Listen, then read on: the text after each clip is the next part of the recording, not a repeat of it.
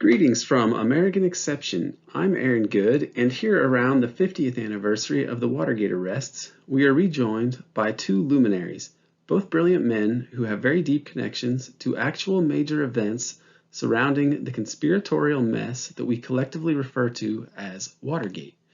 The two men I'm referring to are Daniel Ellsberg and Peter Dale Scott. I would recommend to everyone that you read Ellsberg's two memoirs, Secrets, a Memoir of Vietnam in the Pentagon Papers, and The Doomsday Machine, Confessions of a Nuclear Planner. Additionally, everyone should watch the Oscar-nominated documentary, The Most Dangerous Man in America, Daniel Ellsberg and the Pentagon Papers. The books and the film are fantastic.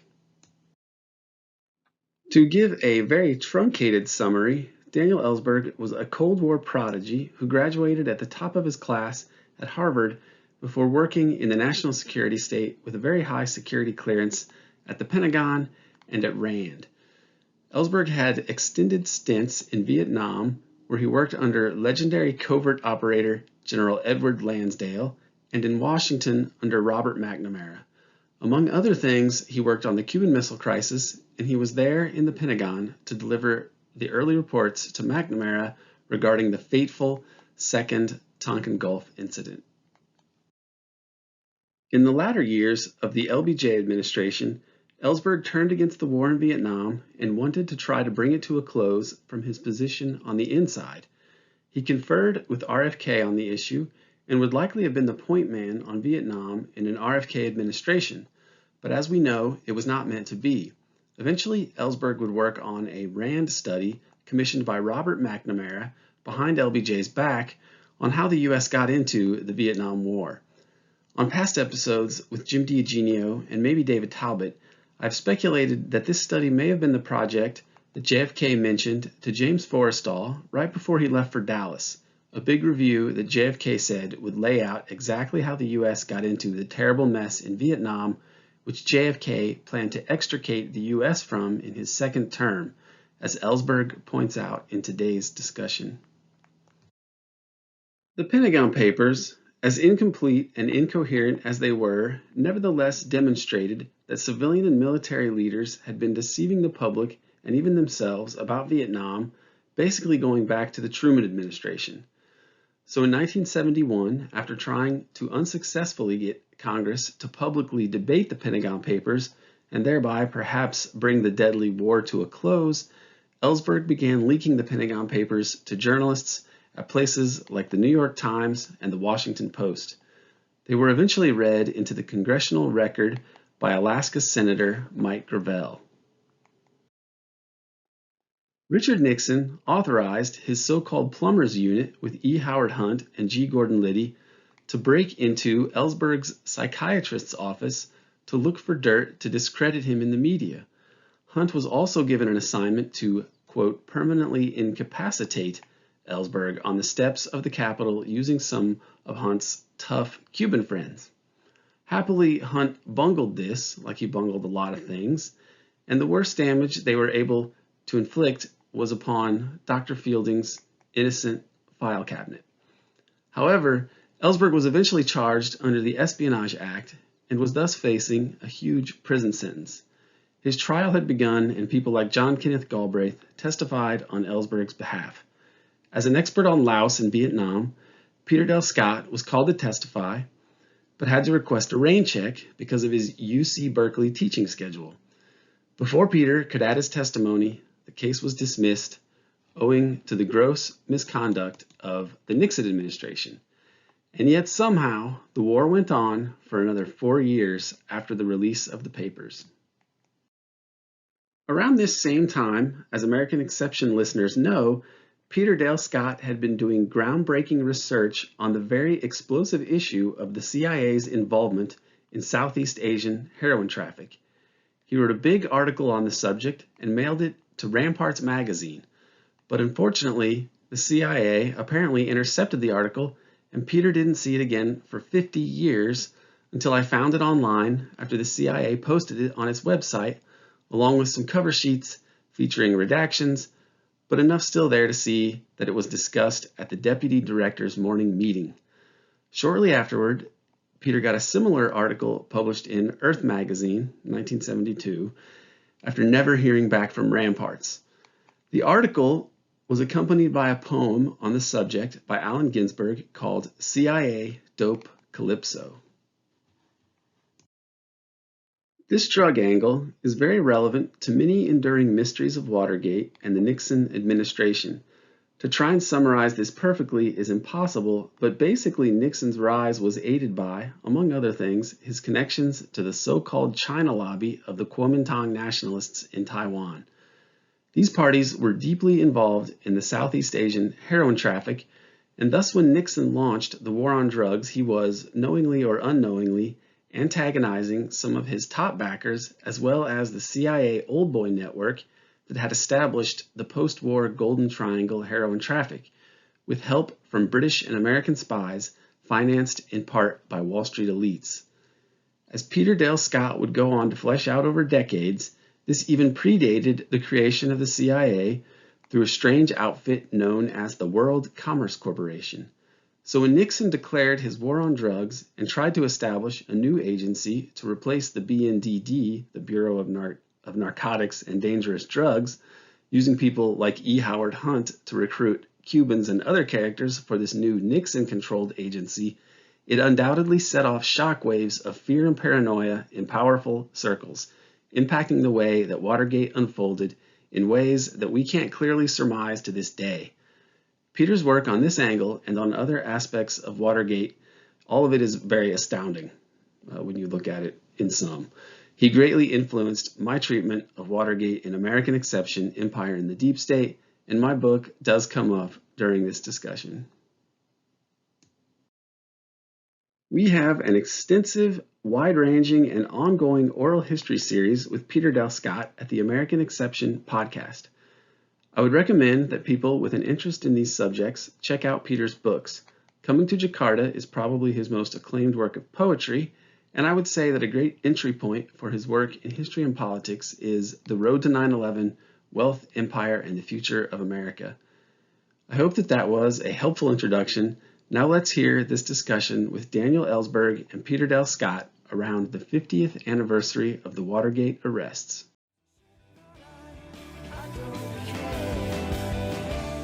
Daniel Ellsberg, thank you very much for joining us today. Thanks, glad to be here. And Peter Dale Scott, it's great to have you back here. I'm looking forward to this. So Watergate is still a mystery many years later, and there are many aspects of it that are obscure. It's known that the Pentagon Papers, leaked by Daniel Ellsberg, were a catalyst for the Plumbers and what Nixon was trying to do with establishing them to stop leaks. Dan, have you come to any different or what's your assessment of why the Pentagon Papers were so explosive that they would lead to this kind of leak, or were there other factors involved besides the Pentagon Papers that would lead to the creation of the Plumbers, I mean? Look, I think that the usual story, very consensual now, about three things: Nixon's Vietnam policy, my own actions with respect to the Pentagon Papers and other secrets, and Nixon's crimes against me, are each misunderstood very much. In fact, they're very closely related, and their interrelationship is almost entirely misunderstood. As Haldeman said in his book that he wrote in prison, Nixon's chief of staff, who was one of the almost 30 people in the Nixon entourage that were indicted. As he said in prison, in his a book that he wrote called The Ends of Power, he said that without Vietnam, Watergate would not have happened. And he points directly to the Pentagon Papers, but I don't think I'm not sure that he understands, and he certainly doesn't tell all of the connections between me, the Pentagon Papers, Vietnam, and Watergate. He does refer to the formation of what came to be known as the Plumbers, a special investigative unit working in the executive office building next to the White House in 1971. And in fact, contrary to what you just said, their job really wasn't to plug leaks very much. It was more importantly to leak, to gain information that they intended either to give to the newspapers, as Nixon put it about me. He said, I don't want him tried in court. That doesn't matter. I want him tried in the press. Get all the information you can on him. He said, leak it out. Leak it out. Those are the words. These are not the directions you give to plumbers ordinarily. In fact, the actual origin of that almost never seems to be remembered now, is that David Young, who worked for Henry Kissinger, who was seconded to the Special Investigative Unit, told his mother that he was in a unit that was plugging leaks. And she said, oh, your uncle was a plumber. And that led Young to put a little sign on their door, Plumbers. I read it with his grandfather, but yes, that's the standard story. Actually, I'm sorry? It was his grandfather? I've heard that it was his grandfather, but essentially what you're saying is the standard story Not the of the origin of the term from David Young. And I want to talk a little bit later on about David Young, who is usually forgotten in this. You know, it was Young and Krogh were heading the Plumbers, and for the sins of the Plumbers, Ehrlichman went to jail, Krogh went to jail, and David Young went to Oxford and became an Oxford Don. He represents what you might call the deep state establishment side of what I think was a coalition. And he came out of John McCloy's law firm, which, of course, is very closely allied with the Rockefellers. And I think that Nixon, when this thing was set up, it was set up to balance what you might call what Carl Oglesby at that time talked about, the Yankees and the Cowboys. And the East, some people have said the East Coast traders and the West Coast Prussians, that it was a coalition that was heading the Plumbers and their activities.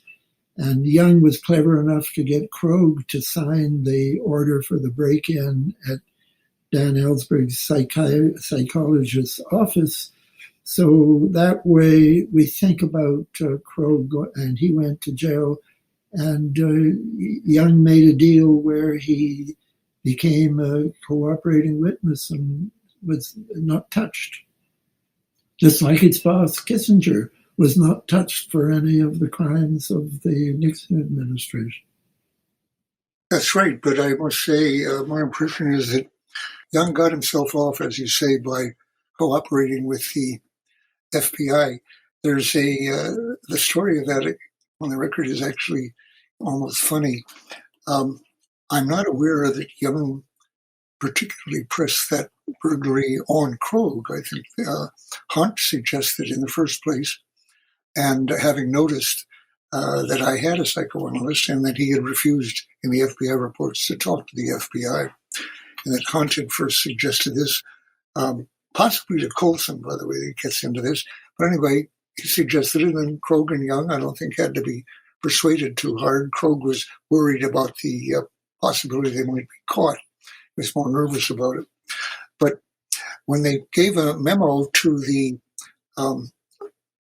boss of the, we'll call them Plumbers now, because that's what they came to be known as, John Ehrlichman, the domestic counsel to the president, it was to get the files of Dan Ellsberg from his psychoanalyst. And at the bottom, as often, they said they had boxes, agree, don't agree.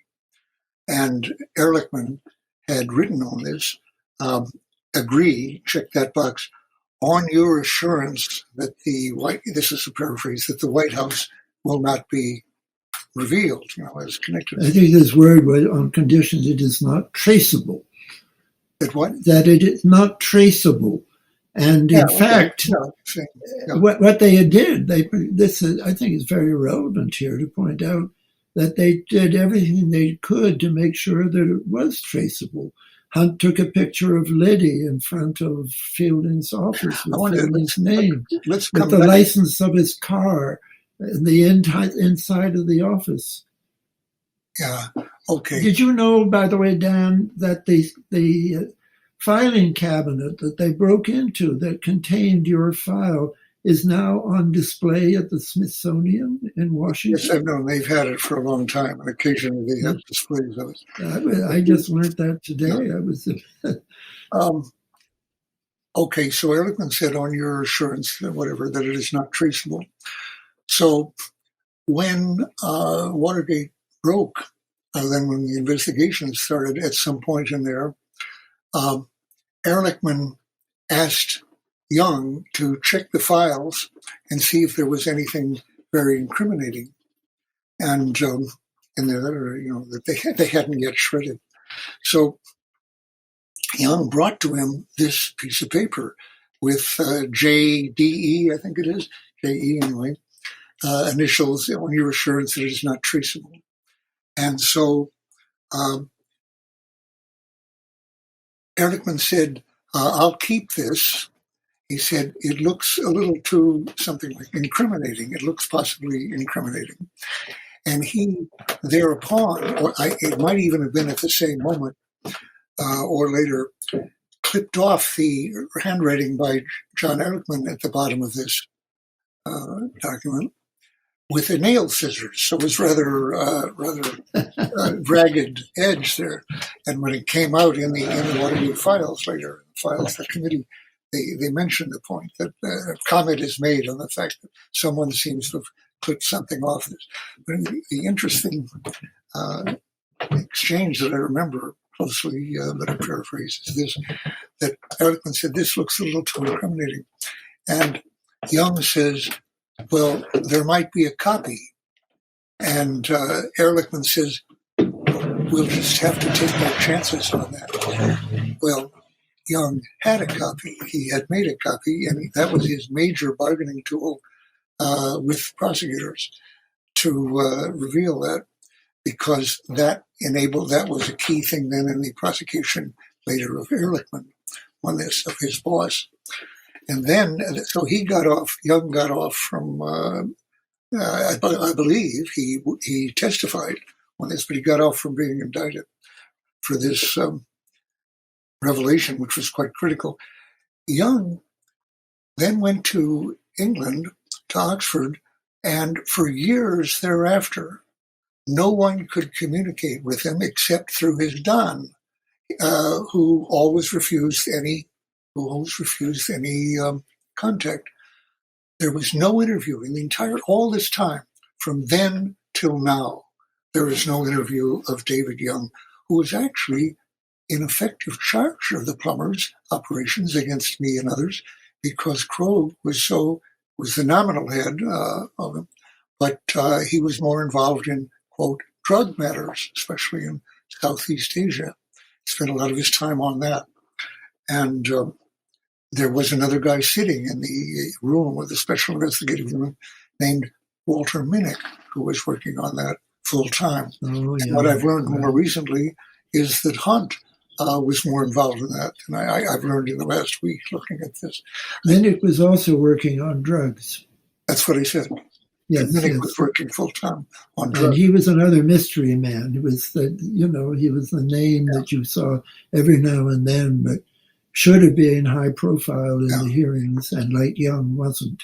So if there's one person who is an encyclopedia of information that we don't have, it's David Young, who is still alive.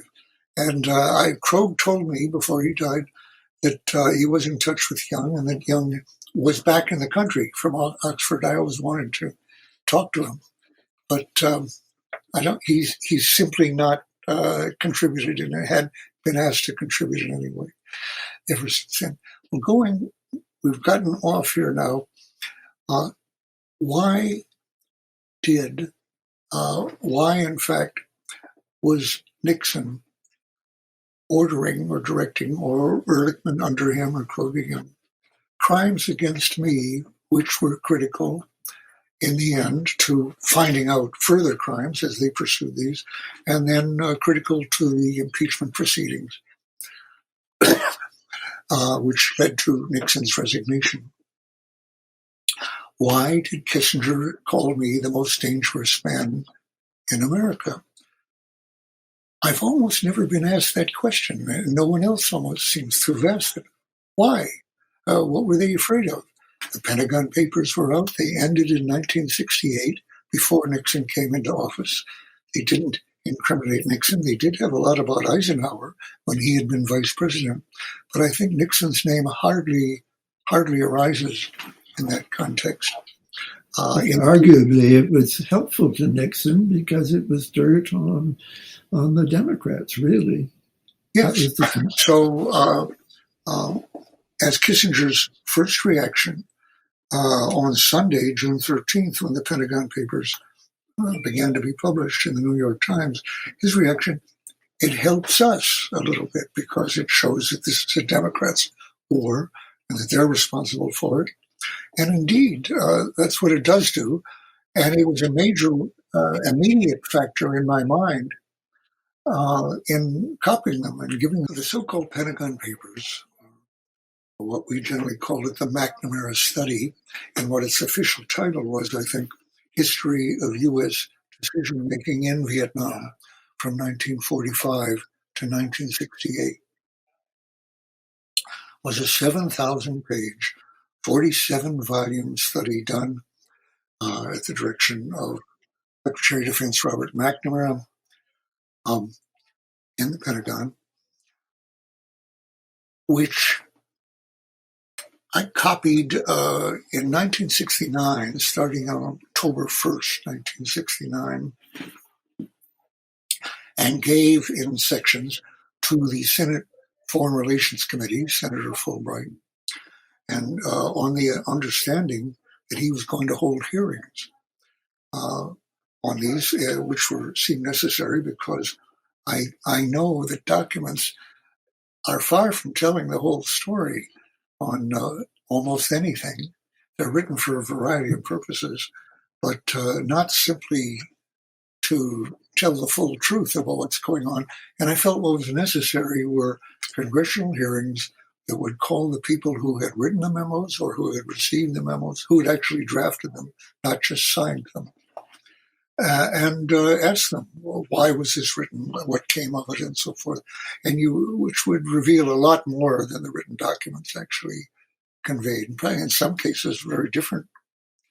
So, because some of those, for example, were written as briefs, essentially, to convince people like the Joint Chiefs, or possibly the public, or the State Department, whoever, who didn't want to pursue this policy, to sell it to them in a way that would do it, not necessarily revealing what the drafter or his boss actually felt was at stake here.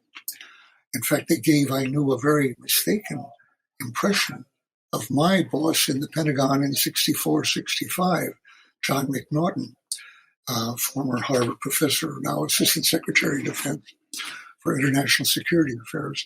I was his special assistant and saw everything that came across his desk, almost everything, and knew his views very closely. I saw him every day, and knew that the hawk impression that he was giving in these memos was almost the opposite of what he himself believed. He wanted to get out of Vietnam. He did not want this bombing to start. He did not want to send any troops. And yet here he is giving rationales for sending troops and for the bombing and so forth to McNamara because he was writing briefs essentially for what McNamara wanted or McNamara felt he had to concede to the Joint Chiefs. And it gave a false impression both of McNaughton and of McNamara. In fact, so false, and I felt very close to McNaughton, who died just as the study was getting underway in 1967. I'd been in Vietnam for 2 years at that point and had just come back. But if he'd lived, I have to say, I'm not sure I would have chosen that instrument to try to help end the war because it would be too wrongly incriminating to McNaughton. He was, in fact, as was I, culpable of participating in an aggressive war, in a crime against the peace, and in war crimes in terms of the bombing. But not, as it happened, because he actually thought they would be good for U.S. policy, but because his bosses wanted rationales for doing what they wanted to do. So anyway, I hoped in 1969, when I started copying these, that they would reveal to the public that 4 presidents, Truman, Eisenhower, Kennedy, and Johnson, had systematically lied to the public and to Congress on nearly every aspect of what was happening in Vietnam, what they foresaw as the results of their actions, what their actions actually were at any given time, how many troops they were actually intending to send, what the prospects were, which were very dark almost from the beginning, as to any success there. And the public then had been, in the Congress, had been manipulated into supporting a war effort that, in fact, for reasons entirely different from what the public was led to believe. And I hoped that by revealing this, it would at least it might do 2 things. My first hope was that it would lead Nixon to drop what I understood at that point to be his secret plan, and instead to end the war and to blame it on the Democrats, saying, look, it was a noble cause, but they mucked it up. They did it all wrong. Certainly the Pentagon Papers gave him the basis for saying that. But and that would allow him to move away from what I understood to be secret plans that he had set in motion, which he had not yet revealed. Like changing. Now, it didn't come out at that point. For other reasons, I can go into. Fulbright didn't hold the hearings. So they had no effect at that time. And he went on with his secret plan. Now, let me get to what I think is the most misunderstood aspect to the Vietnam War in its Nixon phase. He had campaigned that he would, as he put it in sometimes, end the war. Other times he would say, win the peace with honor, never spelling out what his conditions for honor might be, or exactly how he planned to do that. He said, I have a plan to achieve this during the war. He wouldn't reveal it, and it was often referred to as Nixon's secret plan. Well, most people, even scholars to this day, not all, say that was simply a campaign bluff. He had no plan. He had no secret plan. That's false. He did have a plan. He did keep it secret. I said it the way I did because he never used the 2 words together, secret plan. But he did have a secret plan. And he carried that out. He attempted to carry it out, and it was only partially successful. But to a significant degree, it was successful, much more than people realize, I think, to this day. I understood from my friend Mort Halpern, then in the White House, who had come over from the Pentagon, who had been in charge of the Pentagon Papers from 67 to 68, and the beginning of the Nixon administration. Then he moved to the Nixon White House as a deputy to Henry Kissinger. And I, at the beginning, well, let me go right to what I think the plan was.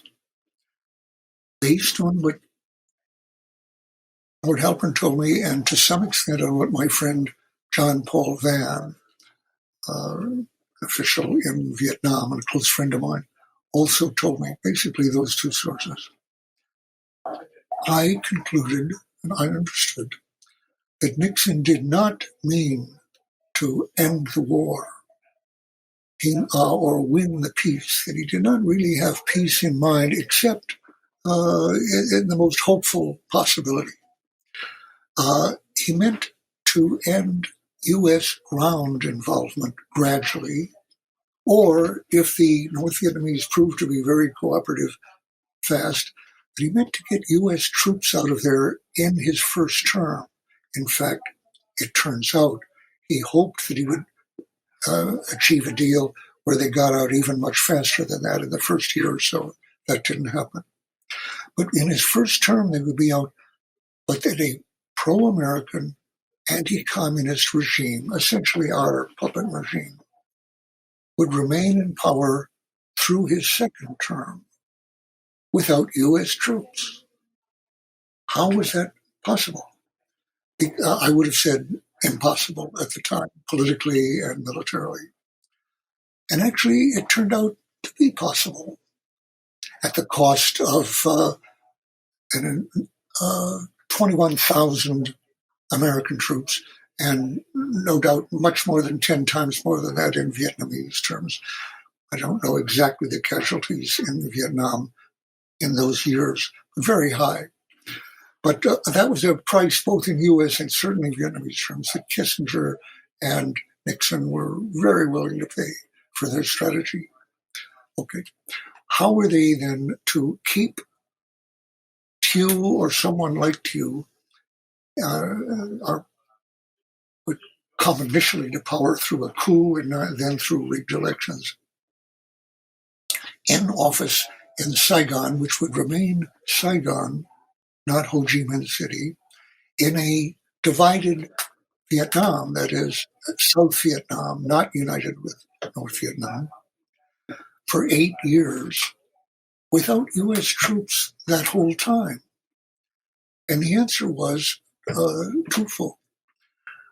His first and major objective was that there would be no longer any North Vietnamese troops. There would begin coming in 1965 under Johnson, and were now many more of them in Vietnam in 1968-69.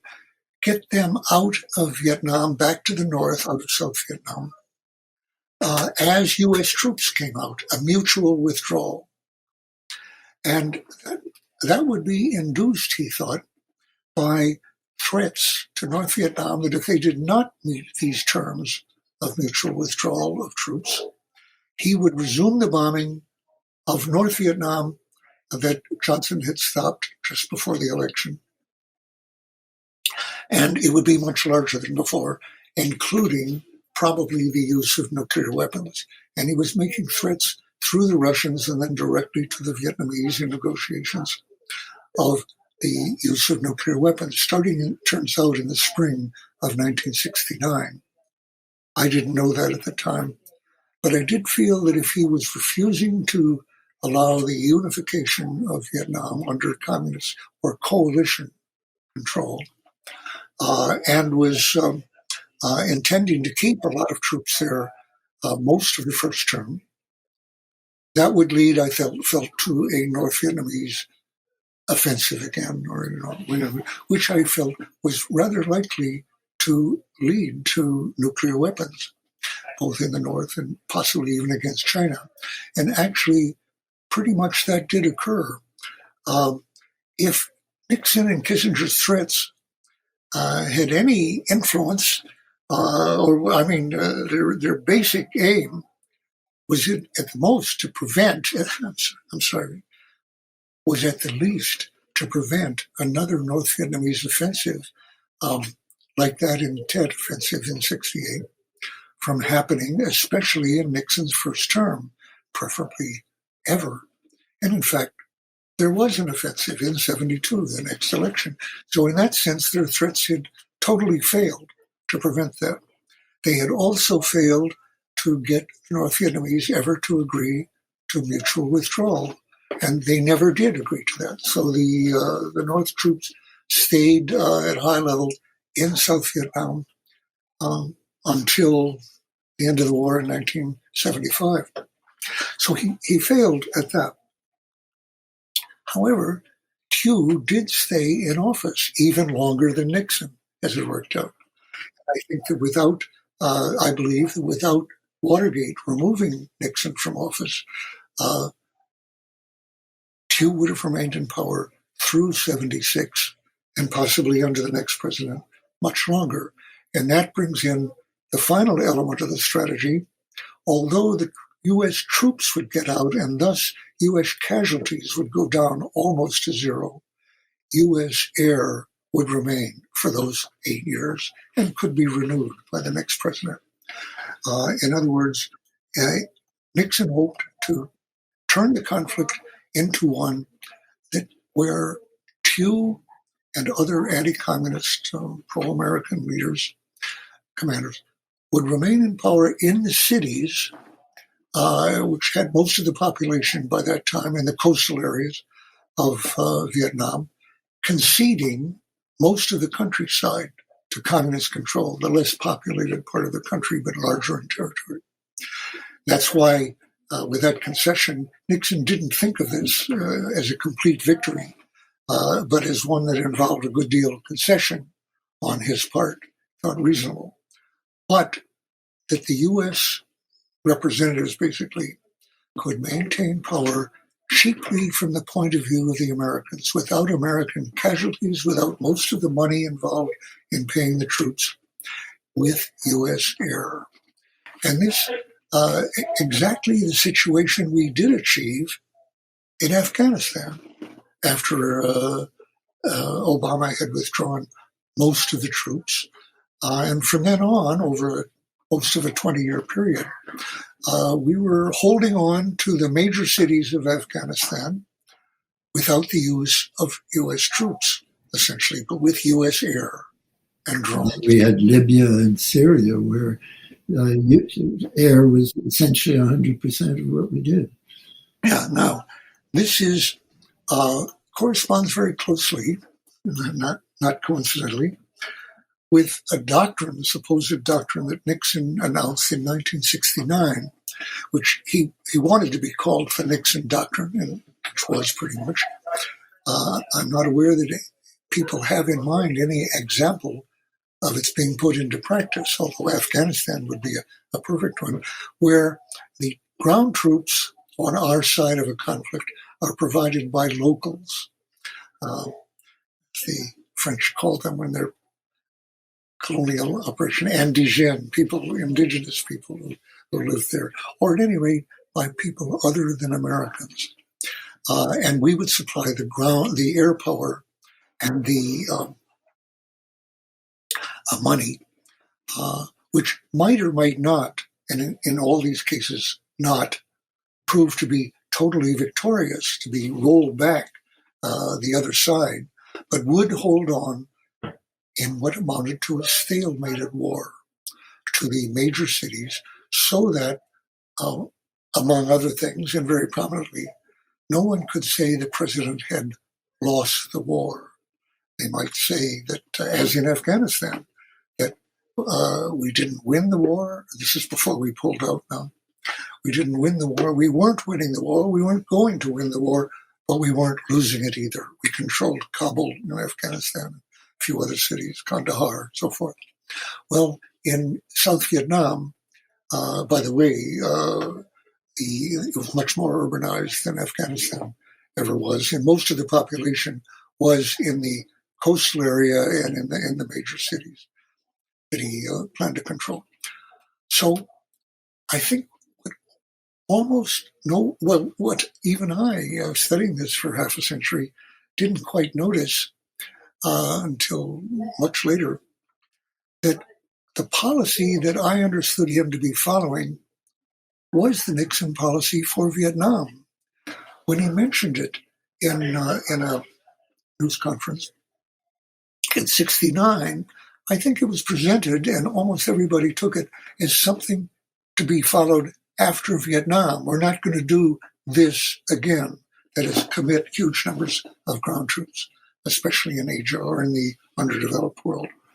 But they were there now. I mean, that's not Vietnam. At the point he announced that, we had about almost 500,000 troops there. Actually, what nobody realized was he had in mind achieving the Nixon Doctrine, or implementing it, in Vietnam. That was his Vietnam policy, to continue the war eventually, cheaply, and indefinitely, between the Saigon regime and the communist-led forces, both from Vietnam and the NLF, the more southern guerrilla forces, indefinitely. It was just possible, at the most, that they would back off for some years and make things quite peaceful. But that didn't happen, of course, and came, I think, less and less to be seen as a possibility.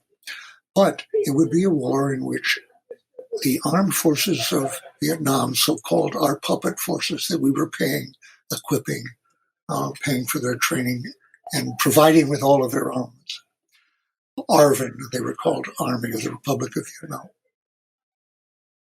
would be able to hold off both the North Vietnamese troops and the southern troops, the National Liberation Front,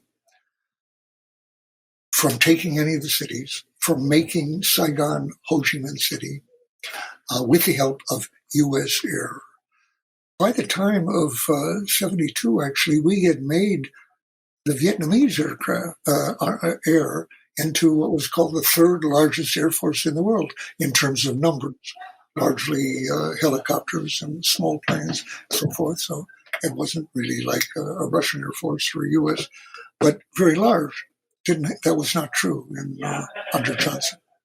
But even so, I think no one imagined that they could handle the northern troops and others without United States air. But with U.S. air, my friend John Van, who was as expert on this militarily as any one person in Vietnam, always thought, with U.S. air, ARVN can do the job of U.S. troops. He said they don't run, they don't fall apart when they're attacked if they have air support. And that's pretty much what they don't do. Offensive operations, which don't do anything for us anyway. Don't find the NVA, the North Vietnamese Army, unless they want to be found and won a battle, which is rare. Those operations the ARVN doesn't do. They are mainly defensive. But when they're attacked, they do what the U.S. armed forces do, call in U.S. air support. And they do that as well. So Van was saying already in 68, under Johnson, we could let most of the U.S. troops go home. Not all of them, but right now, right away. And he was almost fired from Vietnam. General Abrams, in charge, very much wanted to fire him for that leak, for that statement. But because he was so valuable to them, they held on. So what I'm saying then is that, and this is something I almost only realized in these terms as I was thinking about this program, actually, you can really describe all of the president's policies in very similar terms. Namely, no president, including Nixon, who people thought was elected on a different basis, that he was going to end the war promptly at whatever cost, just get out, pretty much. He didn't. And another question that is almost never asked is, given your understanding of what he was doing, trying to get out of Vietnam, why did the war go on for 6 years? Why did another 21,000 Americans die by 1973? People don't ask that. The answer is, I think, though, that his intention was not to get out of Vietnam under any terms. He never intended to take U.S. air out of the picture in his 8 years. And this is very similar to all the previous presidents. None of them, with the exception, I believe, of Kennedy, was willing to countenance, to think at all, of Saigon becoming Ho Chi Minh City and Vietnam becoming unified under communist control, as in Hanoi, in his 2 terms, assuming he had 2 terms. I believe that Kennedy was the single example, and we could go as to why that might be, who did foresee that he would get out by 63, that he would get out in his 2nd term. But I think that Johnson, and would allow basically a coalition government to emerge, which might or might not come under communist control quite shortly. in his second term. My strong belief on this now, after studying it for half a century, is that Nixon did not contemplate that for 8 years, nor did any of the others. That Johnson was not going to accept that ever.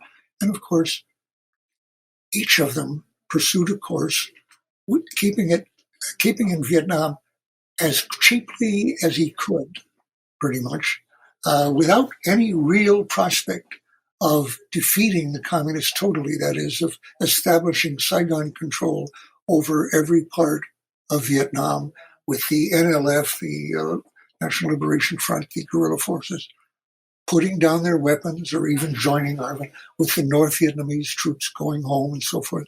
These were always defined as what would constitute a victory, but there was never really any prospect that that could be achieved by what we were doing.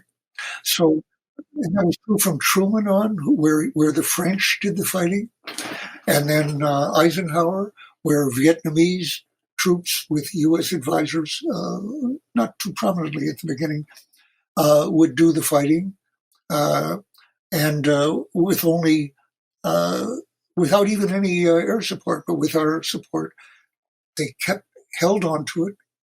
They did not one of them, including JFK, lost Vietnam, as the Democrats were charged with having done with China.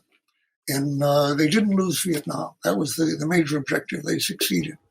So do you think that the reason that the Pentagon Papers create such a panic that they would take this risky step of creating the Plumbers and doing these other activities, that this was because the leak of the Pentagon Papers and other materials that you had that you could mention, but that this threatens their strategy of trying to maintain a presence in Vietnam? Yes and no. The Pentagon Papers said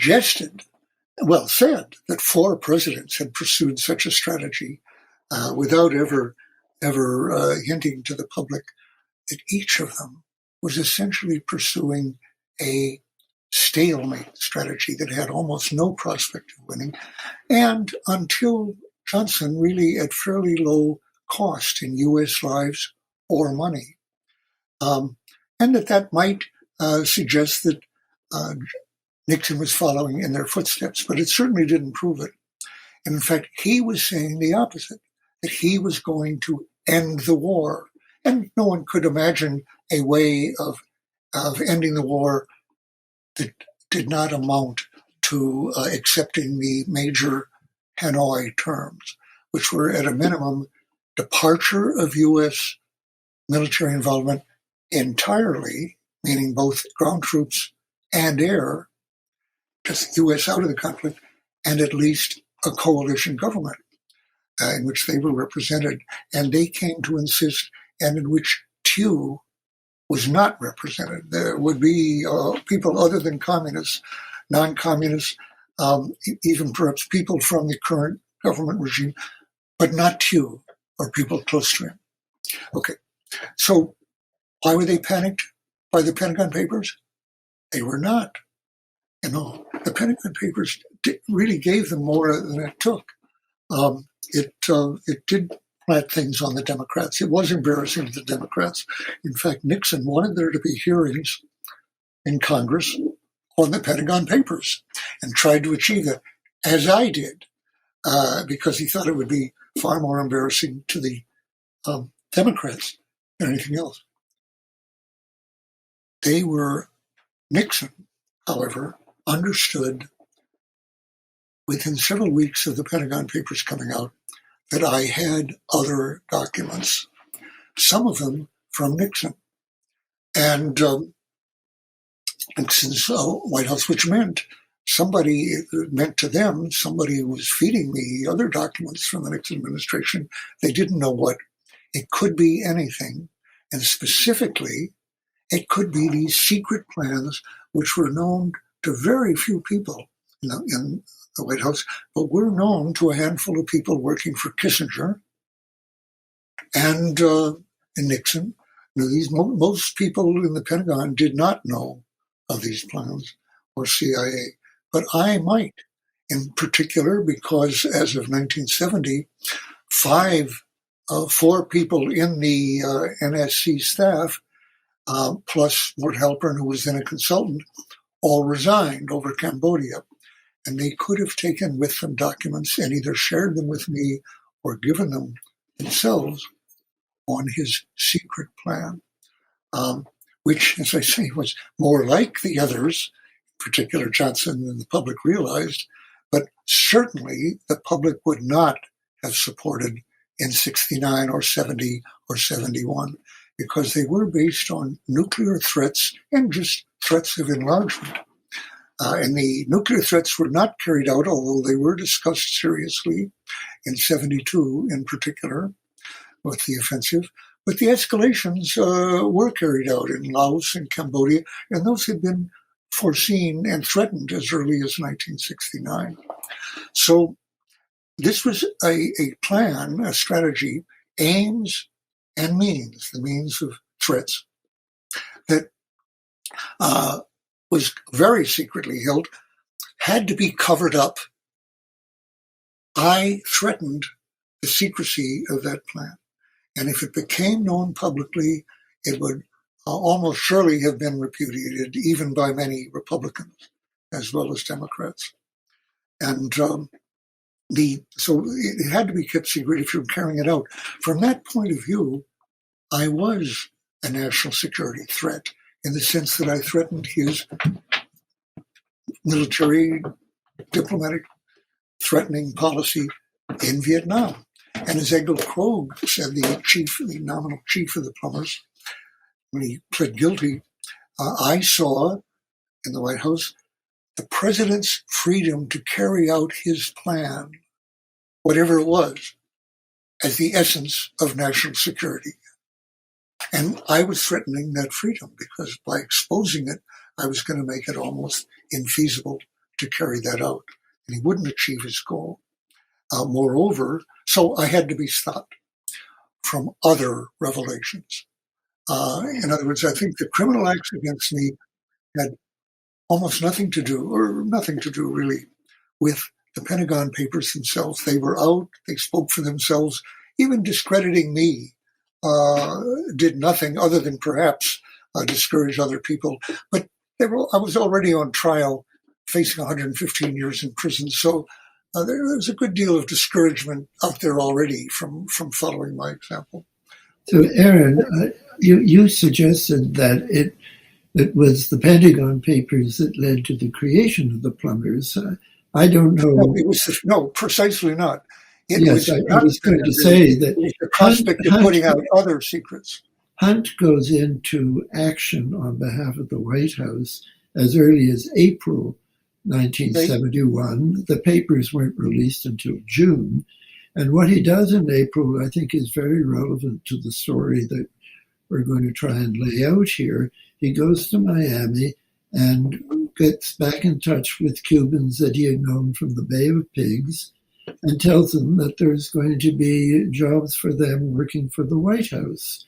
But that's Hunt. That's not the Plumbers per se. That's an operation that I think you're right. It was a Hunt operation. Let me finish, Dan.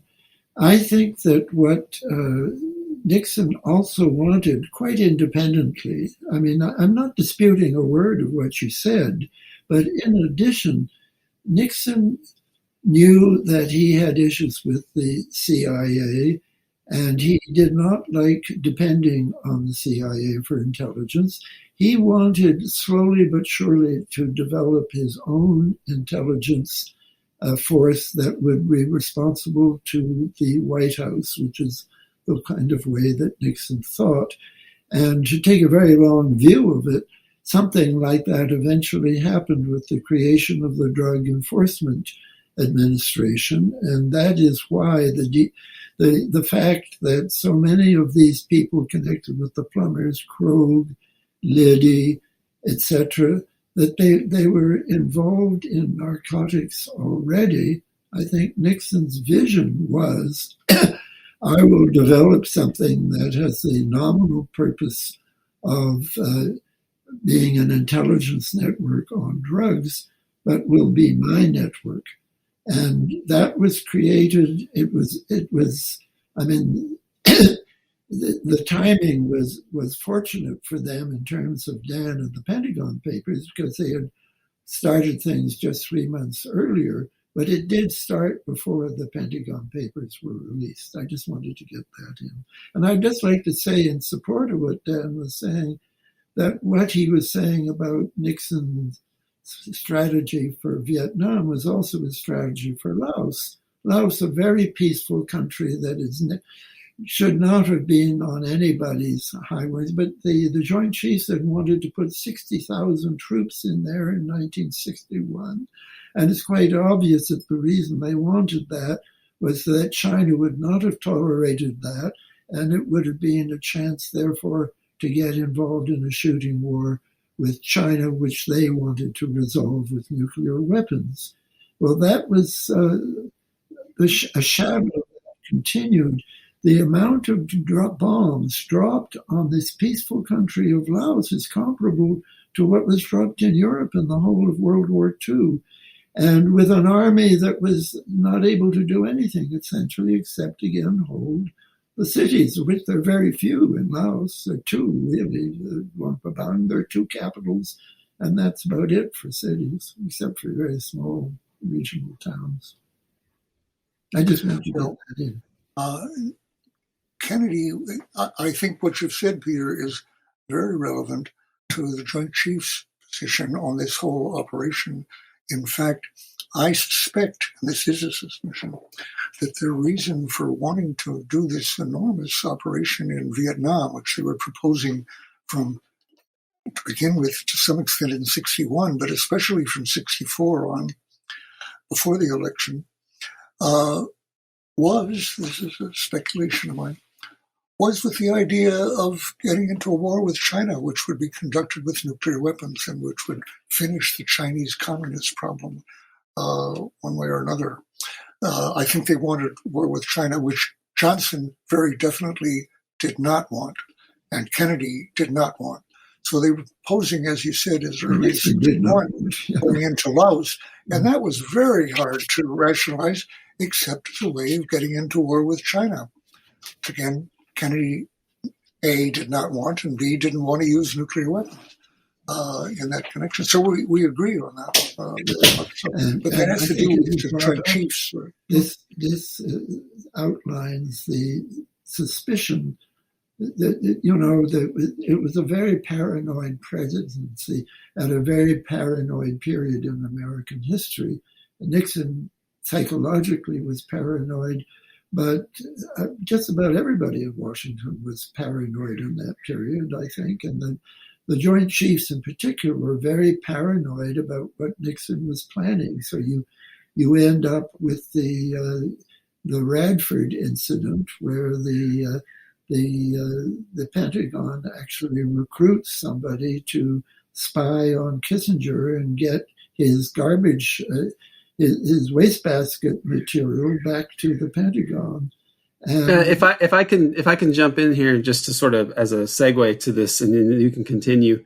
This is this other bizarre paradox of Watergate, which is that while this struggle over Vietnam policy is playing out, at the same and is integral to what was going on with Watergate, you also had the paranoia of right-wing figures about détente, and the fact that the central actors, or many of them in Watergate, were anti-détente people to the right of Richard Nixon. And so this is also something that has to be understood. And you're mentioning the Moore Radford affair, and the fact that they were spying on Kissinger is certainly relevant here. So what is the significance of détente? Can I clarify what I said?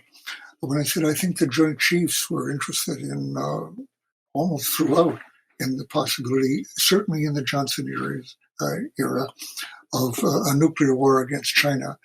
I don't have any impression that Nixon wanted that any more than Johnson. And the threats he was making were essentially threats against North Vietnam, using nuclear weapons in North Vietnam. And as Eisenhower had said to Johnson as early as 1965, if the Chinese come in to the Vietnam conflict, you must use nuclear weapons against them if they come in. But Johnson was very anxious not to bring them in, and he kept, therefore, the attitude was too. I think the Chinese also were very careful not to get themselves involved. And they sent a lot of troops, it turns out, more than we realized at the time, I think, into North Vietnam to help in logistics and air defense and various things, but fairly covertly. I don't think we were even, correct me, Peter, if you know otherwise, I don't think we knew at the time they had as many as they did, which might have been as many as 30,000 or something. But they did that covertly. And they did not enter, with troops, as they did, for example, against Vietnam later. So they sent troops across the border. The corollary to that is that it was very much part, when Johnson started bombing North Vietnam, that the harbors where the Russians and the Chinese ships came in, Hanoi and Haiphong, were nearly always off limits as a general rule. And if Johnson announced that they were off limits, then the Air Force somehow accidentally managed to break Johnson's prohibition on bombing and would actually not just bomb Haiphong, but would bomb Chinese or Russian ships in the Haiphong harbor, which is an indication. This is under Johnson, in 66, 67 was a big time of this. That was a core of my book, The War Conspiracy, that came out in 72, was a whole chapter which just listed, on the one hand, when Johnson was, it was always tied to Johnson trying to look like he was searching for peace, so he would halt the bombing altogether or something, or he would be very strict about not bombing Haiphong. And that's when the Air Force would accidentally strafe a Russian or a Chinese. Well, I think that fits in to something I think the anti-war movement never did appreciate, and to this day, really, which was that had Johnson followed the advice of the Joint Chiefs almost at any point, or Kennedy, from 61 to 68, the war would have been very much larger than it actually ever became. I think the anti-war movement, seeing that for us, the casualties in North Vietnam and the South, which they weren't quite as aware of, thought we're killing as many people as we could. That was far from the truth, although the Joint Chiefs would have been glad to do that on the example of World War II, especially LeMay, who had carried out vast massacres of civilians in World War II. And as Chief of Staff of the Air Force would have been very happy to do it again in North Vietnam. So Johnson was actually holding down, with the help of McNamara, crucial help of McNamara, holding down what they were actually doing. And as Peter has said, the Joint Chiefs, and in particular the Air Force, chafed against this month by month and year by year, and violated his restrictions when they thought they could get away with it, or to the extent they wanted a bigger war, which they thought had some chance of actually winning, and causing the other side to give up and give total sovereignty to the Saigon regime in South Vietnam, or even, who knows, overthrow the North Vietnamese regime if we got back into heavy bombing. But the civilians were not that ambitious. They weren't indeed they were not doing what the Joint Chiefs said was necessary to a victory. And Johnson and McNamara knew that. They did have a no-win strategy. It was a no-win and no get out as far as Johnson was concerned. And that meant a escalating stalemate strategy, as we achieved in Afghanistan without escalating, actually. The Taliban were not remotely, to bring challenge that the North Vietnamese to bring this up to the present, General McMaster, who ended up being the national security advisor for Trump, wrote a book about the Vietnam War in which he practically accused the Joint Chiefs of that era of having, he definitely did accuse them of having failed their responsibility, that because once you're fighting a war, then the Joint Chiefs should make the policy and not the civilians. And it was a great failure of people like Abrams and so on, that they listened continuously to advice from the White House when they ought not to have done it. And it was that policy that earned him the support of a group of people inside the Pentagon, that he ended up being a national security advisor for Trump.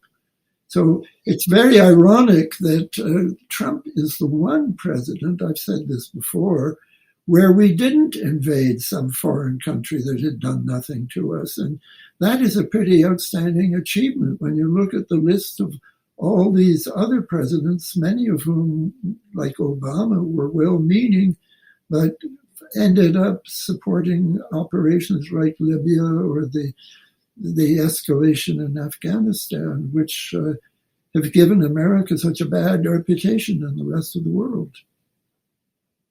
Yeah. To make a couple other comparisons there, I'm not aware of a single active general who was actually in favor of attacking Iraq. There were retired generals like Kagan and Keane, I think, and others, who were in favor of that. But I don't think any active person thought this was worthwhile. But they went along with it, and they didn't leak. And the Joint Chiefs, on the other hand, in Vietnam, very different. They wanted the war. They wanted a bigger war. We've hinted at what may have been, I think, Laos was almost surely an excuse to use nuclear weapons on China. And Vietnam, I think, may well have been in their minds an excuse. At any rate, it was a risk they were more than willing to take, and Johnson was not. But he was giving them enough of what they wanted that he was taking some risk, but not as much. So in the case of Nixon, I'm not aware, the opposition there, indicated,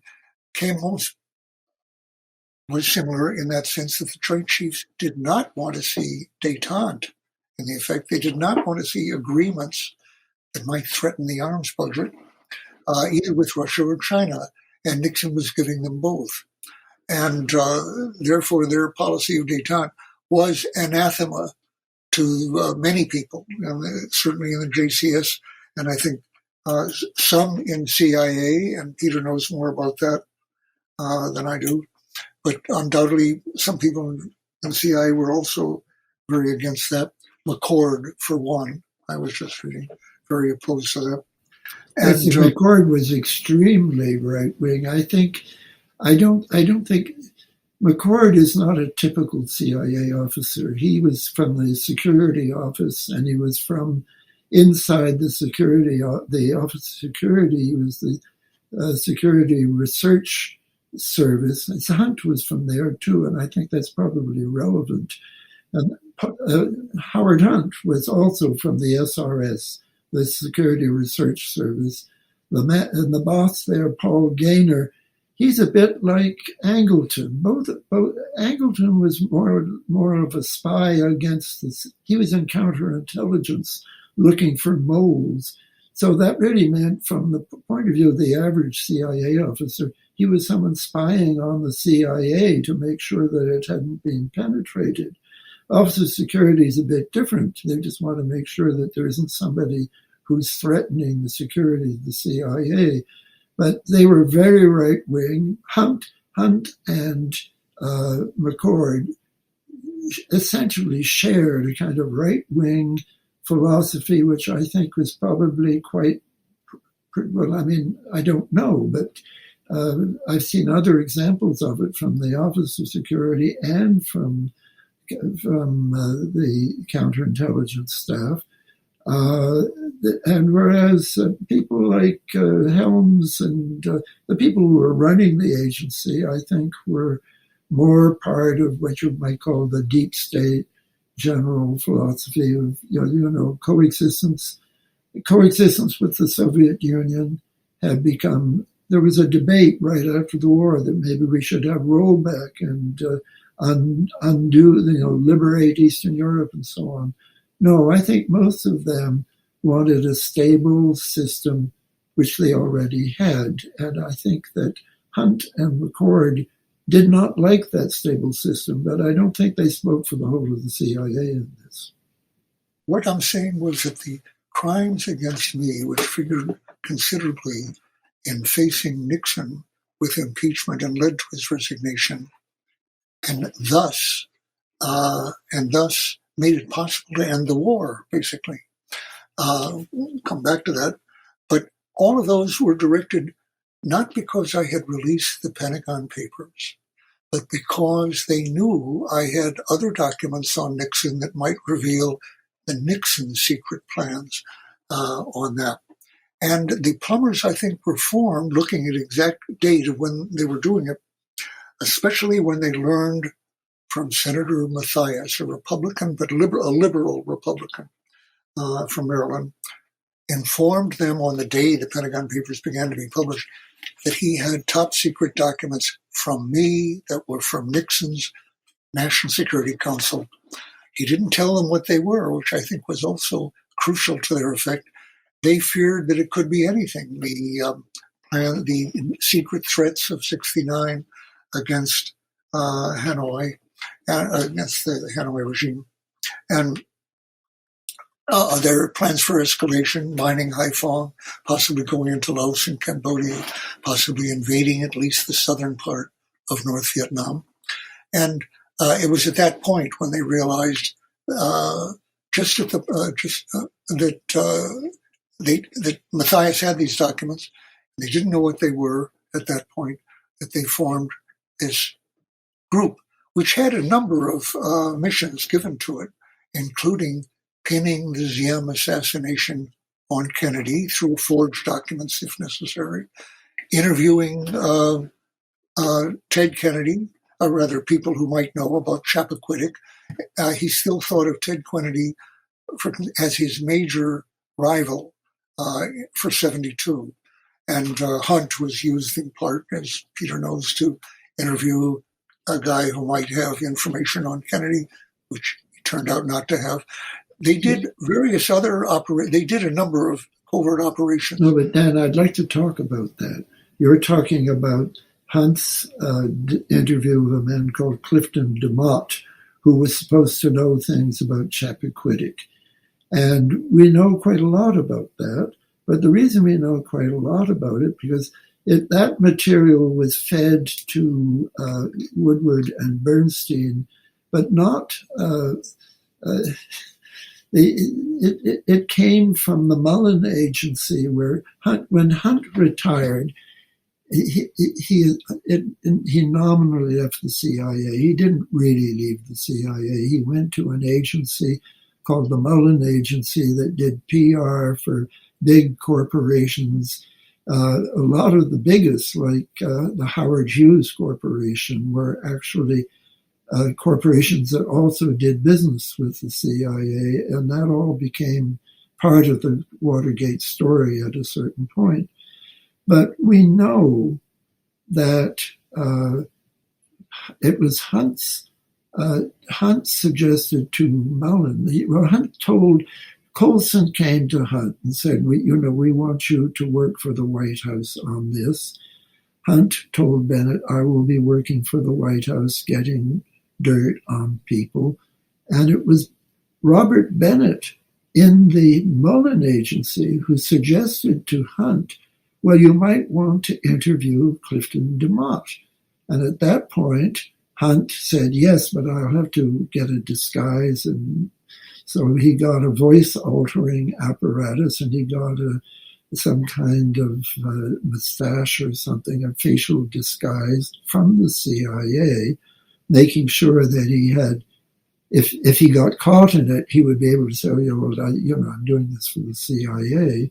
But it didn't come from the White House. The idea to interview Clifton DeMott came from Robert Bennett, and the knowledge that Woodward and Bernstein had about it also came from Robert Bennett.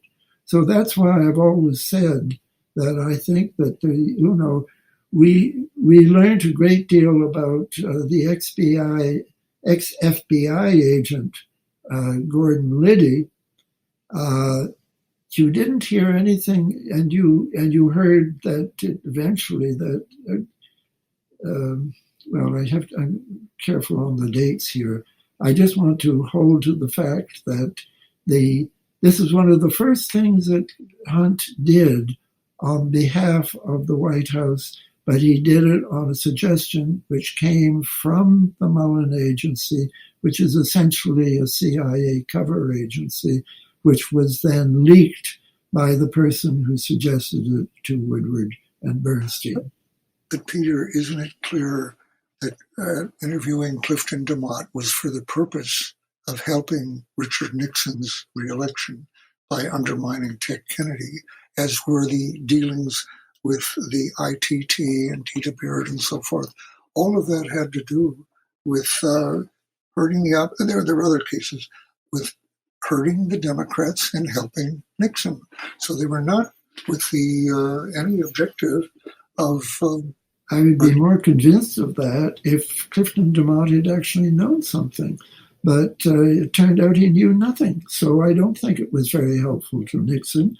I think it was very hurtful to Nixon in the long run because it became part of the Watergate scandals that were blamed on the White House. And I'm just trying to say this particular scandal should not be blamed on the White House. And suggests to me that there are, I think, multiple axes being ground, or I don't know what the right metaphor is, but the simple story that we've been told for decades and are still being told was that Nixon involved the CIA in dirty tricks, and when they were exposed, he tried to blame them on the CIA, and that was false, and he rightfully was saying, well, there were many reasons why Nixon could rightly have been deposed. There were a lot of abuses of power in many directions.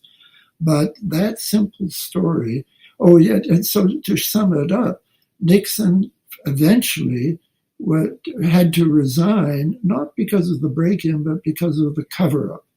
And the cover-up,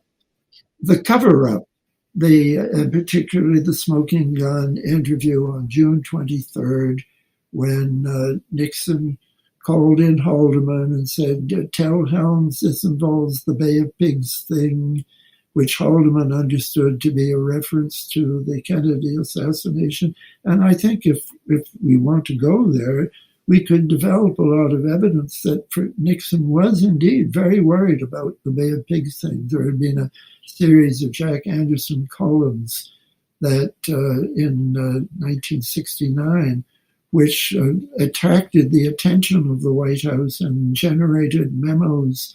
And this is before the Plumbers, of course, but they generated memos inside the White House, including one memo from somebody who said, if I were you, I wouldn't go there because that will open up a lot of doors, which in the end it did.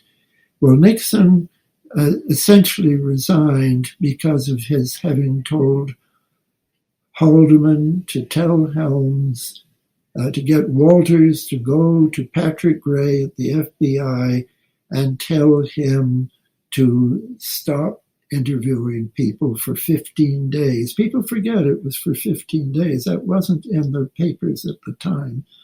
But they did. But the CIA did, I think, have its own concerns. And we know that there's at least one CIA memo that I've never seen anyone refer to, which is, when Colby came in eventually as the new DCI, head of the CIA, two people in the Office of Security came forward and said, the CIA lied to the FBI, and that's a crime. And what was the lie? The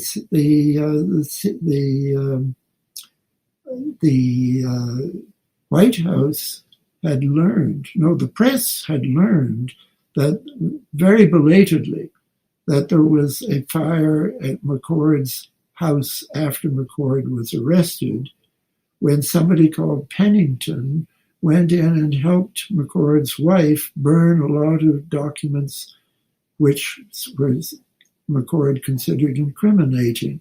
And that's interesting in itself. Well, the FBI asked the CIA, who is this Pennington? And the CIA sent them a file on a Cecil Pennington. But that was the wrong Pennington, and the CIA knew it. Well, that was a crime. The CIA lied to the FBI. It is a federal crime to lie to the FBI on a matter of FBI business. And when later the whole question came up in the wake of Nixon's resignation, there were two successors to Helms put in by Nixon. The first one was Schlesinger, and the second one was Colby. Schlesinger came in from outside the agency, and he was looking for possible errors or crimes committed by the agency, and became so unpopular that it said that he had a security guard with him at all times because he was worried for his own safety inside the CIA headquarters. And then you had Colby, who was from inside the agency, but shared the philosophy that excesses had been done and it was time to begin to rein in the agency and collaborate more with Congress. And that got him fired. And some people, let's not go there, but he died very mysteriously. And some people think that he may even have been murdered. This is long, long after Watergate. But the fact that the CIA was covering up by giving the FBI the wrong Pennington suggests to me that the CIA, as well as Nixon, had things to worry about when the break-ins were exposed. Well, pardon me, it's not just a suggestion. We know very well from the record now, and what I've been saying, CIA helped Hunt in the break-in to Fielding break-in, and in all these other matters. They helped them all together. Didn't all come out all at once. Yes, they had lots to hide.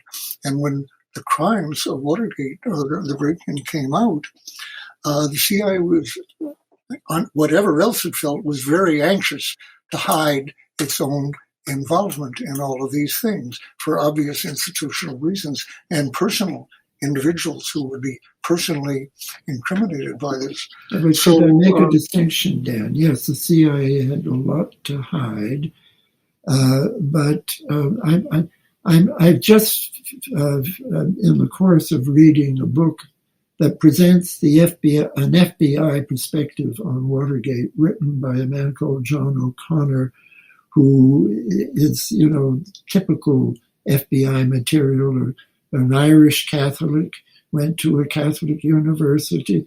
That Hoover's FBI at one point was really an army of Irish Catholics versus the Protestants who went to Ivy League universities and then into the CIA. That was sort of the tension in the 50s, which was roughly in a kind of equilibrium until just before Hoover died, when Hoover got very angry at the CIA, cut off links to the CIA, and then Hoover himself died on May 2nd of 1972, and you have a complete state of chaos in terms of interagency relations. And I don't think you can have a full discussion of Watergate without being aware of this very special state of chaos between agencies and inside the FBI, because you had two prominent deputy directors. One was William Sullivan. Walter Sullivan, is it, or William? Help me, Aaron. It's William Sullivan, the guy that got shot because he was mistaken for a deer. That's William Sullivan who got named in the Watergate hearings, was forced to resign and told a friend very pointedly, if you ever see that I'm dead in an accident, know that it wasn't an accident, know that I was murdered. And about 18 months after he made that statement, yes, he was shot because somebody thought he was a deer in the woods of New Hampshire. But the relevance of all this, I think, has a lot to do with the fact that these things did come out. There were leaks, and there were not leaks about other things. All of this had to do with this jockeying and avoiding accountability. But I think it is mistaken, as is often said, that the problem with Nixon, what got him, was the cover-up. The cover-up was indeed, every aspect of it was obstruction by justice, whoever did it. So that's a crime. Anybody involved in the cover-up, for example, Dean was practically running it. But people ignore that they had a lot to cover up that had to be secret. And I think it was at least as much what they were covering up as the fact that they were covering up something which did involve lying to people. But they were covering up very clear domestic crimes. Also, international crimes like bombing Cambodia, but that was dismissed. Yeah, they tried to offer that as a reason to impeach him, and they struck that one out. His mass killings of other people, no, that we don't. No. They wanted a bipartisan vote in the end, and they couldn't get the Republicans to agree that massacring Cambodians was something that the president was not actually free to do on his own, whether it was a good thing or not. So but the other things, like the burglary, but also the attempt to incapacitate me totally on the steps of the Capitol on May 3rd, things like that needed to be covered up. And people who said, oh, Nixon, his mistake was he didn't just clear the books, tell the truth early on, get it off, ignoring that he really couldn't do that. There were a lot of crimes that he was implicated in, and his high subordinates were definitely all implicated. He had to keep covering up. Excuse me, Dan, but I was about to make a point about this book by John O'Connor, the former FBI agent. He was also at one point Mark Felt attorney, and Mark Felt was the man who has now been identified as the FBI half of Deep Throat. There was always more to Deep Throat than Mark Felt, because Mark Felt, for example, didn't know anything about Clifton DeMott. That was something that happened in a CIA cover agency. I want to get to something that Dan was talking about. Yes, the CIA had things to cover up. According to, this is the FBI philosophy of a man who became a quite major lawyer, and this involves actually the American exception, the theme of Aaron's book, which was that there's always in any constitution an area which cannot be handled by the laws, and you have to have some kind of arrangement for dealing with the exception. And he has a quite a history of what, Aaron, you would call the exception in America, going back to George Washington, and how he accepts that as an FBI lawyer, that what the CIA did in support of Nixon was okay because it goes back to Washington on his own initiative fighting the Whiskey Rebellion in Pennsylvania in 1798, is it? I'm not sure of the... Who is the he we're talking about here? Who is he? When you say he, who are you quoting? John O'Connor is the author of this book. I'm trying to give he wants to say, who is responsible for Watergate? Was it Nixon? Was it the CIA? He says both. Is this the book you're talking about? Actually, I want to read that one. That's Postgate. I'm talking about, I want to make sure I get it right, The Mysteries of Watergate. It's a sequel. they both, I'm sure he says the same in Postgate, because I think it's worth listening very seriously to his thesis, which is, yes, there is a realm for things not covered by the law being done by agencies. And the trouble the CIA had was that they were authorized to do it abroad, but they were very, very limited in what they could do domestically. They could only do things which were protecting their own operations and sources. Are you talking about CIA? Yes, the CIA is limited domestically, but legally, but in practical terms, although they were nervous about it, they did help Hunt on what they understood perfectly well were domestic operations that were illegal for them, including the profile of me. No, and Dan, also, you won't let me say, Dan, that's what I'm trying to say. John O'Connor would say that too. He says that the CIA did something that was legal. They went to Nixon and said, we will, well, I don't think they said it that way, but they sent at least maybe two people, maybe more, but with two people. One would be Hunt, and another one would be the man who casually mentioned that there was a taping system in the White House office. And this, from the point of view of this FBI lawyer, was perfectly okay. The CIA was within its rights in getting Nixon to authorize these operations. But now we come to a distinction that needs to be made. That did not cover, from his point of view, the CIA lying to the FBI. That's a different kind of crime. Yes, something they do approximately every day. Am I wrong? Dan, just let me finish, and then you come in at the end of it. All these other things. I'll edit out this crosstalk. No, I don't mind. But all the things, and there are many of them, and so many of them absurd. You know, the mustache, the voice altering equipment, and so on. Those were domestic operations, which, according to the charter, of course, the CIA should not have been doing. According to theories of the exception, this man is quite happy. He's an FBI man. Yeah, they can do that as long as they have the White House to authorize it. Lying to the FBI, from his point of view, is a different kind of crime, and I think the courts might support him in that. This also, the other issue of whether these organizations ever adhered to even their own charters. I mean, James McCord was involved in the assassination, which seems a summary execution of Frank Olson.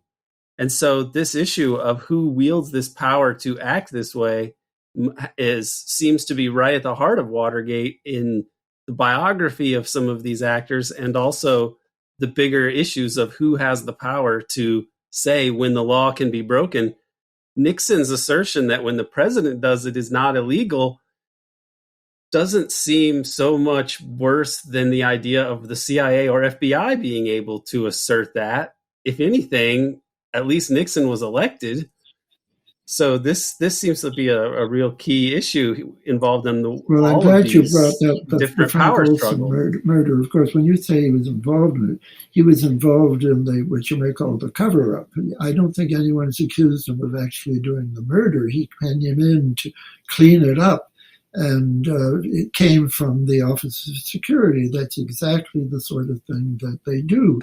But he's a very, very heavy, high-level operator, because this was, I don't know of any other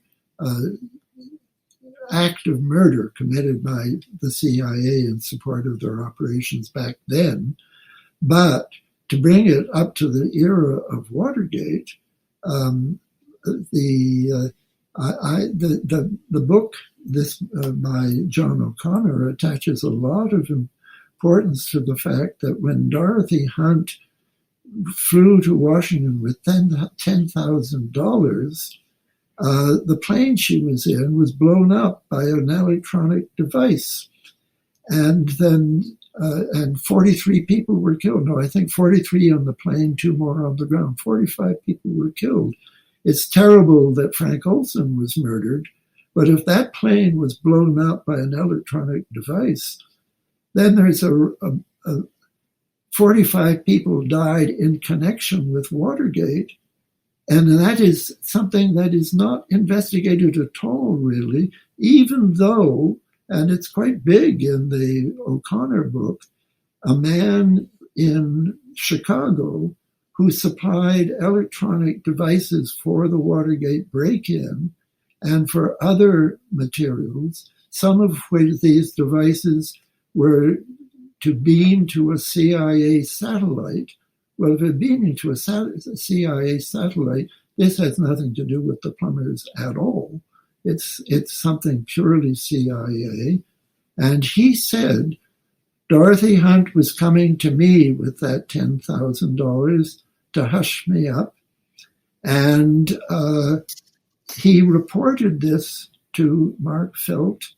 And he reported to Mark Felt also, I'm getting, he reported to the FBI, but it came to Mark Felt. He said, I'm getting threatening calls on the telephone, and I'm scared, and I want you to do something about this. And as O'Connor said, he threw himself on the mercies of the FBI. And the timing here is very interesting because there are 2 FD-302s, which I would love to see, and I don't know if they've been released or not, about this case. And on the same day, somebody in the FBI, and John O'Connor, who was Mark Felt's lawyer, says, likely Mark Felt. So if he's saying likely Mark Felt, I think I would like to say very likely Mark Felt, leaks them, and he can't leak them to the Washington Post because they're telling a totally different story about Watergate. He only gets a little rag in Chicago called the Chicago Today. And I'm trying to find that on the internet. I would like to get those news stories. And there are only 5 references to his name is Mike Stevens. That's a pseudonym. But they starting with Jim Hogan, they always use the pseudonym Mike Stevens. He says, I'm being threatened. He's saying she was bringing me that money for me to hush me up. This is all a CIA scandal. So he goes to the FBI. Mark Felt leaks it on May 14th, May 16th, and on the night of May 16th, Woodward tells us a deep throat came to them in a kind of panic and said they were going to kill us all or something like that. And a day after that, Lou Russell is poisoned.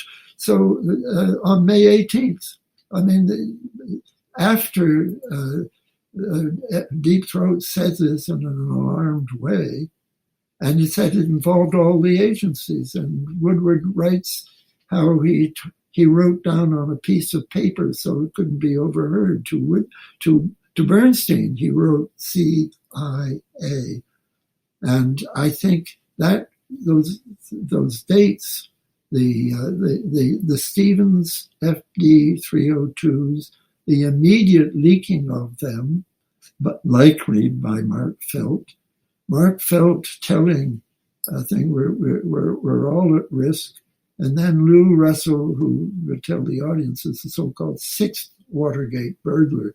There were 6 in the Watergate that night, and one of them wasn't arrested, but he got drawn in later, and then shortly after that, he took a pill, which he thought was his heart medicine. He said, I've been poisoned, and it took a week or 2, but he died. And that was the day after Mark Felt, in alarm, had this very long, it's very dramatized in All the President's Men, the Woodward-Bernstein book, but it's obviously a turning point in their relationship with it.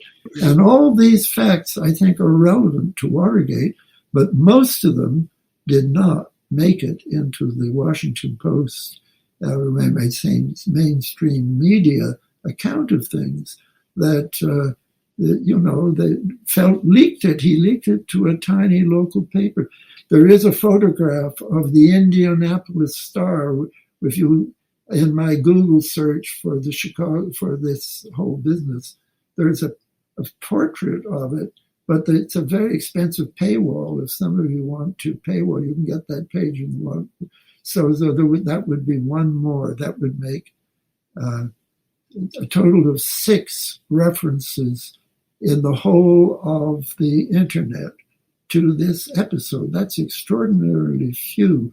3 of them trace back to John O'Connor. One is totally irrelevant. One is extremely relevant, which is the FBI Watergate file, which somebody got on the FOIA and put on the internet. The problem is that what they got is so badly reproduced, so illegible, that this very relevant reference of the Watergate files is absolutely useless. You see the name Michael Stevens, you see 1 or 2 hints that the FBI 302s we're talking about are there, but you can't use it at all. So maybe somebody will get on their horses and do a FOIA for those FD 302s. Or maybe they've been released, I don't know. I'm just reading this now. I'm quite excited by all this. That is fascinating, and I'm going to look more into it. I don't know that I even wrote about the Dorothy Hunt aspect of Watergate, even though it's relevant in that whole plane crash. But I do mention that the Russell heart attack and the deep throat conversation on May 16th and 17th, where he's saying, people are all going to die, more or less. And he says, the covert activities involve the whole of the U.S. intelligence community and are incredible. The cover-up had little to do with Watergate, but was mainly to protect the covert operations. And so that aspect of the tug of war between the people trying to get Nixon and then Nixon using the Schlesinger to dig up all the dirt on the CIA that he could with the family jewels. This is all extremely relevant and fascinating, and seems to be at the heart of some things. People who were trying to get Nixon, at what point are you saying? The people that are leaking to Woodward and Bernstein are people who are against the Nixon White House, and McCord in jail seems to be taking an. He seems to want. He wanted to be number 2 under Nixon. He wanted to be. To replace Hoover, preferably under Nixon. Is it true that Felt wanted to see Nixon removed? Whether he wanted to see him removed or what exactly his full plan was is hard to say, especially considering that that most or a lot of people think he is but one aspect of Deep Throat. But he did seem to be, when he was speaking to Woodward and Bernstein, he was putting out information that was damaging to the Nixon White House. It was certainly damaging to the Nixon White House. And I actually remember, if I'm not mistaken, the actual break-in, the things that Woodward and Bernstein looked at in particular, the break-in was not part of the charges against Nixon. Was it in the end of the impeachment? Because they couldn't show, unless I'm mistaken, tell me if I'm wrong, Peter, but they could not prove it to Nixon. In fact, they didn't know to this day, in a way, who authorized that break-in or what the purposes of it was. So it did not play a role directly in the charges against Nixon that led him to resign. On the other hand, there was lots of evidence that people below Nixon, including Haldeman and Ehrlichman, ultimately, Mitchell and others went to prison for it, were involved. But that didn't necessarily threaten Nixon. If you hadn't had things that didn't relate directly to Nixon, he would have stayed in office. And I believe, and this is the point I'm making, that I think almost none of the Watergate made. What would have been the difference? Had he stayed in office, I believe, among other things, that the war would have gone on in the air. He would have resumed the air in April 15th. According to Time magazine, he had ordered the resumption of air after the American prisoners had come home in February and March. He had ordered the resumption of air and then had to rescind that when John Dean, on April 15th, revealed to the prosecutors the direct involvement of the president and mentioned the Fielding. He'd already talked about that, but the Fielding break-in specifically, having come as my former psychoanalyst office, at which point Nixon understood he was going to face an impeachment fight, and he didn't want to have to fight on the issue of resuming the war. And thus, at that point, it didn't get resumed. And then, thanks to the way Watergate evolved, it never did. And Ford was not willing to go against Congress, which had cut off the money for the bombing by that point. Nixon, I believe, would have ignored that by Congress and would have vetoed it anyway, and they couldn't break his veto. So the war, the effect, for good or bad, explain that, of this chain of events in which I played a part, only with a lot of other things that came along, did play a role in a chain of events that got Nixon out of office, which was certainly not my expectation or aim. Although I had been told by Mort Halpern it was necessary for the war to end, for Nixon to have a successor. Nixon was not going to end it. And what I'm saying is, I didn't foresee any way of bringing that about after the election in 72. Yeah, Dan, I think this is worth pursuing, though, because in the end, the Nixon strategy depended not just on having indigènes, a local army, but someone to pay for them, and that was the U.S. Congress. I think. What? I'm sorry. Say again. You were saying that the Nixon Doctrine involved using local troops, the RVN, and air power and money. Yeah. There is no Vietnamese economy that's going to support that army. It's got to be supported by Congress, and I think this point needs to be made very strongly that war was doomed from the day it was begun because it was not winnable, and at a certain point it was going to become domestically intolerable, just like Iraq, just like Afghanistan.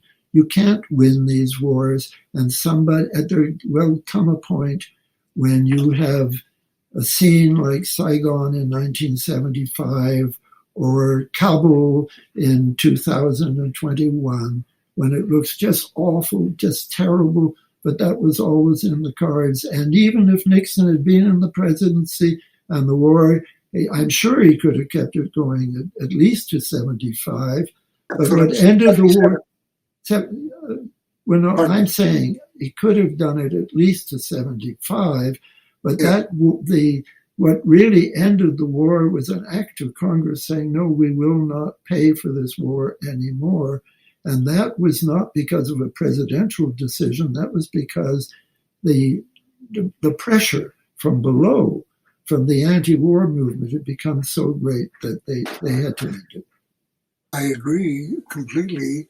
Up to that point, Peter, Congress cutting off the money was an essential link in that chain. It was not just getting Nixon out of power. Essential and but sufficient. By the way, as Mort Halpern has pointed out, that was subject to presidential veto, which he would have vetoed, just as Trump vetoed congressional cutoff of money to Saudi Arabia in the last year of the Trump. And Congress couldn't override that veto.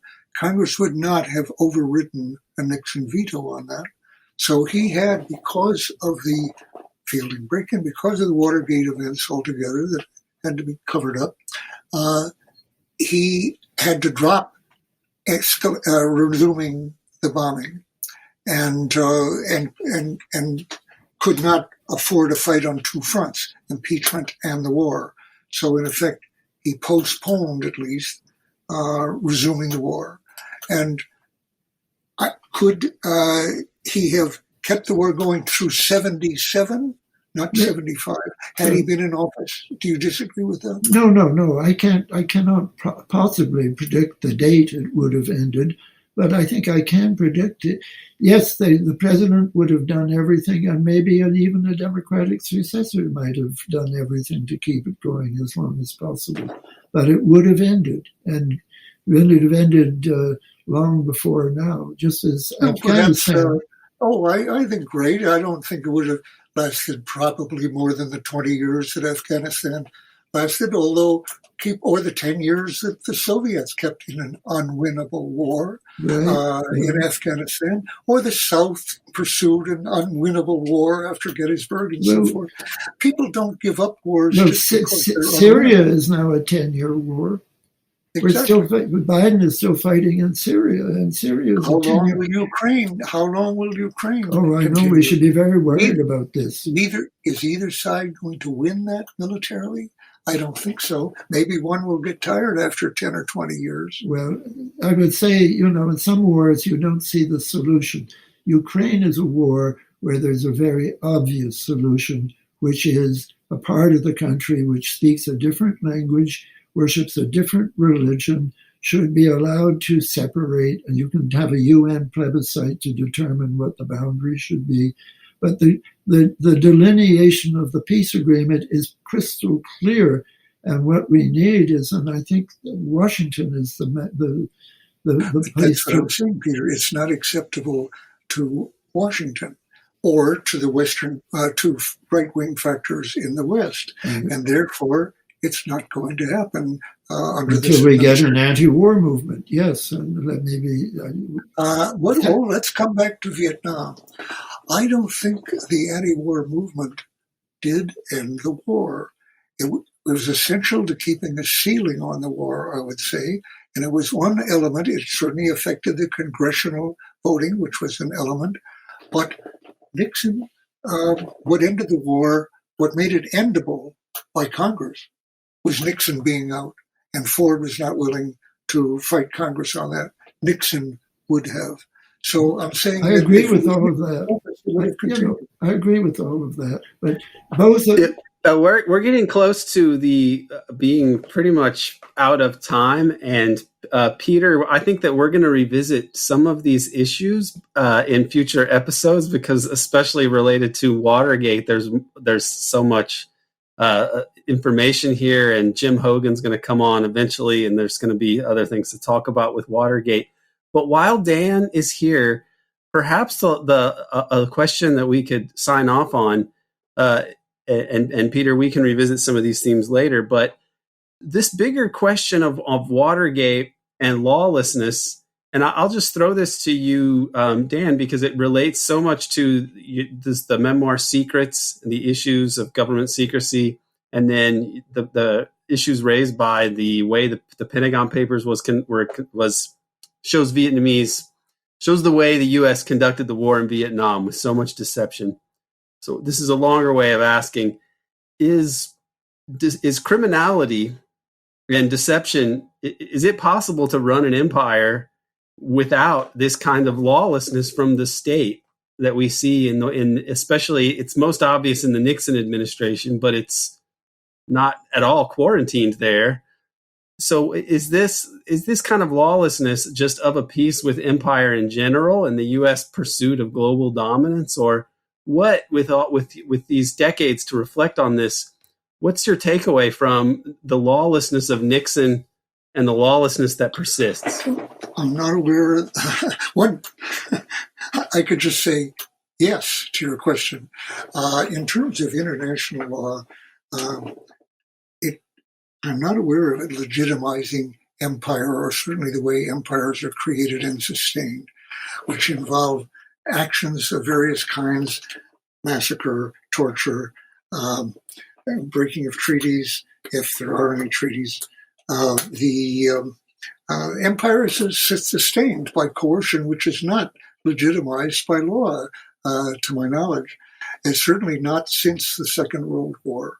After even the UN Charter did seem to recognize colonial operations, at least as trusteeships or something, to some extent, but that's faded away. So there is no law constraining these people internationally effectively at all that I'm aware of. Now, it seems, even in autocracies, total autocracies even, the leaders find it convenient and maybe even necessary to lie to their people as to what they're doing and why they're being asked to send troops here and there to be killed, to die of foreign fevers and foreign shot and shell, as Justice Douglas put it in the Pentagon Papers case. Yes, all of these wars have involved lies to the public by the U.S. as a democracy. But not only the U.S., every empire does that. I don't think indiscriminately. We're not better or worse than the others, except in one respect, that we've used the threat of nuclear annihilation almost exclusively until now, where Putin is now borrowing that instrument from our playbook and making what amount to first use threats to keep us from intervening directly in Ukraine. So, but he's just imitating us. We're not in a position to say that's outrageous to put the whole world at risk of nuclear winter over what you see as your rights and interests in this conflict. And by the way, what are those now? I would say there is a choice between, winning and losing, and that choice is called stalemate. And keeping the war going, avoiding losing at the cost of other people's lives, and because it's a conflict and it's going on. I would say, by the way, both sides are using that now, and all their accomplices everywhere in the world. People are taking one side or the other, as opposed to ending the war. Now, Peter says there's a clear solution. To whom? To Biden? No. And is even Putin willing at this point to limit himself to Eastern Donbass? We don't know. We're not negotiating because Biden has no apparent interest in negotiating now. And anyway, that's the Ukraine problem. But getting back to Vietnam, a friend of mine, Jim Thompson, who was one of the very first whistleblowers, actually, from the Johnson White House, said later under Nixon, he wrote an op-ed paraphrasing and countering General MacArthur's statement in Korea when he was removed for having proposed the use of nuclear weapons against China in Korea. And Truman fired him, an act that he paid for politically for a long time. And when MacArthur came back, he said to Congress, in war, there is no substitute for victory.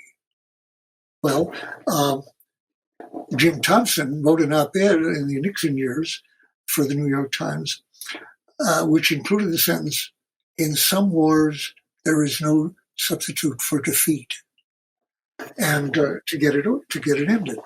And I think it could more properly be said, in some wars, there is no substitute for an outcome that some will call defeat or surrender or appeasement or cowardice. And that's the truth. No substitute. We said no substitute for defeat. Adam Yarmolinsky, the special assistant to McNamara earlier, and pretty much on the dovish side, said to Jim, "You can't say that." And he kept him from doing it. You cannot use the word defeat as an acceptable answer. Well, actually, there is a substitute for defeat. And presidents prefer it to anything that will lead them to being called losers, surrenderers, appeasement. And that is called pursuing the war nominally to the public in the interest of winning a necessary war, but actually privately knowing that you can't win. That's infeasible. They are pursuing not losing at the cost of their own lives and civilians and the other lives. And in the case of Ukraine, the possible blowing up of most civilization, pursuing that rather than doing something that will be called surrender or defeat. And that's true in Ukraine right now, but it's true in almost any war. There's very few exceptions of Mondes France in France being willing to saying, I will resign if I have not ended the French war in Indochina in 30 days. And on the 30th day, he signed the Geneva Declaration, the Geneva Accords, rather. And de Gaulle got out of Algeria, actually. And Biden has finally gotten out of Afghanistan, actually, but that's after 20 years. And it was not a movement that compelled him to do it. The people inside had lied as steadily and universally as in any of the other wars. It was not whistleblowers who got him out. It was not a big movement. There wasn't a big movement because not many Americans were being killed. So it wasn't a big movement. I do not believe that an American movement would have been strong enough to override a Nixon veto in 75 with the American troops out of the way. How long could he have kept going, spending American money, sending planes? Who could say then? I think 2 years, without any doubt in my mind, he could have done it. But how about 20? Afghanistan has answered that question.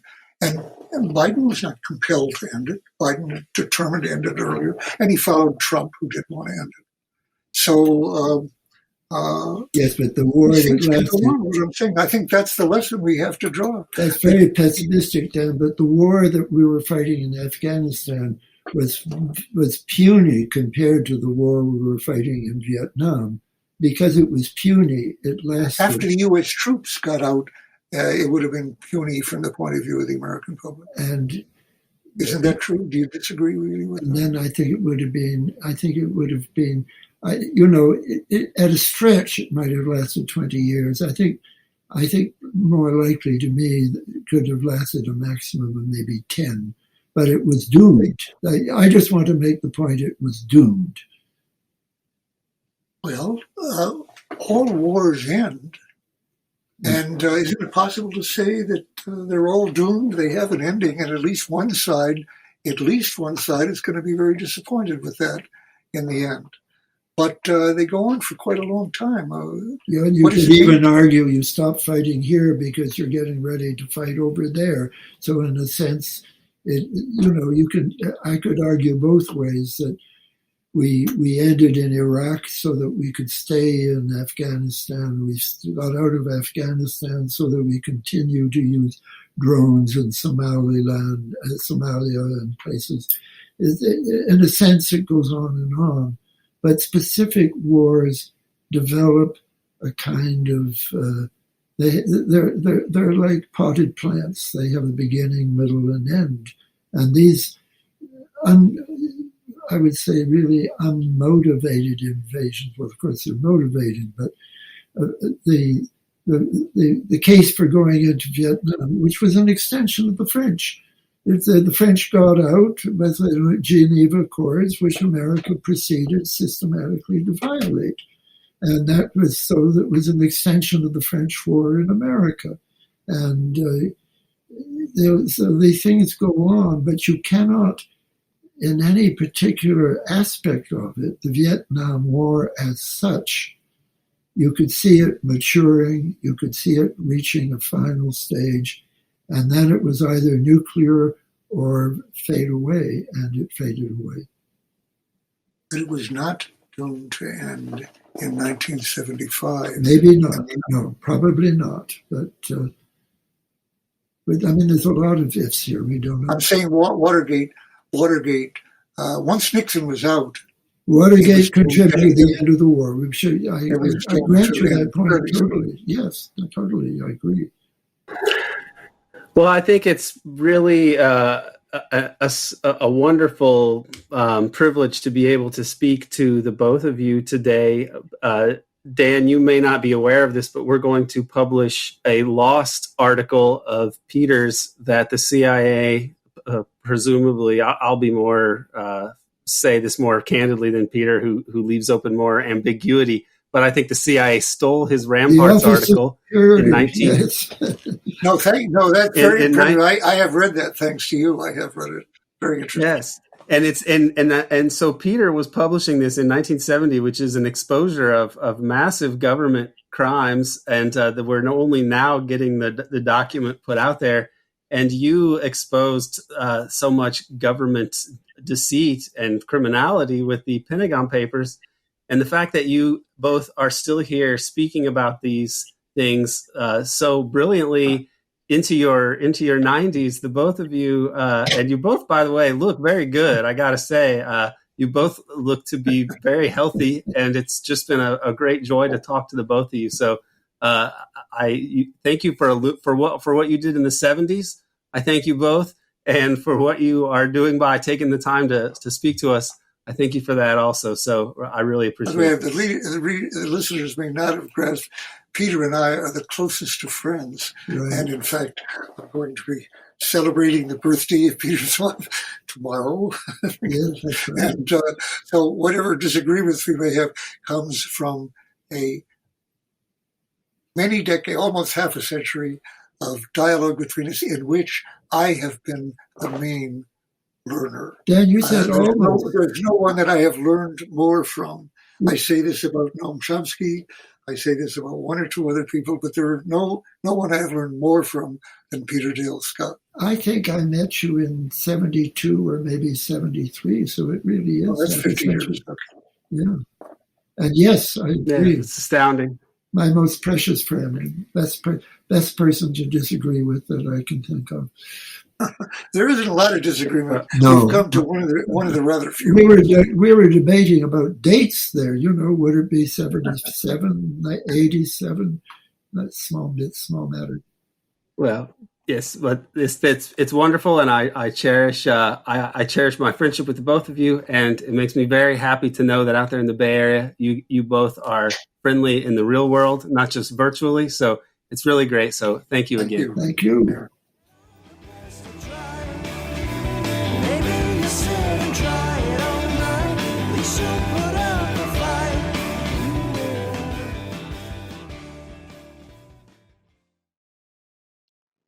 Friends, I hope that you enjoyed hearing from Daniel Ellsberg and Peter Dale Scott as much as I did. I really can't think of another case like theirs. As they allude to at the end, they are the closest of friends after all these decades. I talked to Peter a couple days after the interview, and he said that the next day, Dan and Patricia Ellsberg joined Peter and his wife, Rana Kabatsnik, to celebrate Peter and Rana's anniversary, in part because it was Dan who years ago introduced them. More importantly for our purposes, Ellsberg and Scott have these deep and fascinating connections to Watergate and its mysteries. Dan's affair with the Pentagon Papers is well known, of course, even in high school history books, but Peter himself wrote at least two foundational pieces in the early Watergate-related critical literature. Not only was there his 1970 Rand Parts piece on Air America, the one stolen by the CIA, later published in a different form in that Earth magazine article, there's also his 1972 book, The War Conspiracy. And there's his 1973 Rand Parts article, From Dallas to Watergate, The Longest Cover-Up, which was probably the first scholarly piece on how there were deep connections between the JFK assassination and the Watergate burglars. Wrote Peter in that article, I hope to show that what makes this Miami connection so dangerous, and what links the scandal of Watergate to the assassination in Dallas, is the increasingly ominous symbiosis between U.S. intelligence networks and the forces of organized crime.